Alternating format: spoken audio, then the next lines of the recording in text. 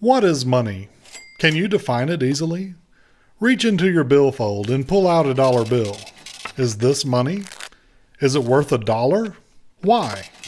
If you look at the top of the bill, you'll see the words Federal Reserve Note. Do you know what this means? In the U.S. economy today, Federal Reserve Notes are the only type of paper currency in circulation.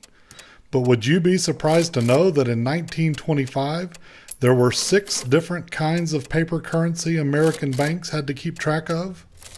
The first type of paper currency in circulation in the 1920s was known as United States notes. These were actually the first permanent kind of federal paper money, the original greenbacks. A second form of paper currency in existence in 1925 was gold certificates, first issued in 1863. The back of these bills had a distinctive orange color, marking them as a different kind of note. A certificate signified that the notes were backed by 100% reserves of gold coins, for which they could be redeemed on demand. This was the hardest kind of hard money short of gold coin itself. A third type of paper currency in 1925 was the national banknote, or national currency, and was established also in 1863. This law required a major tax to be placed on state banks that issued their own notes, effectively eliminating the long-held practice of state banknotes in the U.S. The federal government killed the national banknote in 1935. A fourth type of paper money available in 1925 was the Federal Reserve banknote, not to be confused with the Federal Reserve note in your wallet right now.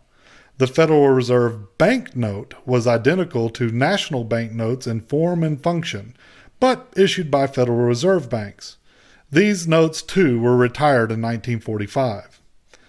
A fifth type of paper money in 1925 was silver certificates, which were created by an act of Congress in 1878.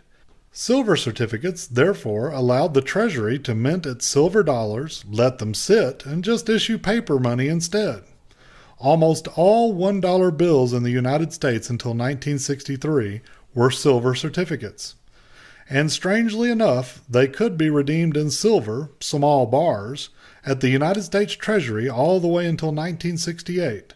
Beginning with the Great Depression in the 1930s, the federal government phased out each of these 5 forms of paper currency, leaving only the final form of currency that was available in 1925, which happens to be the type you have in your wallet today, the Federal Reserve Note.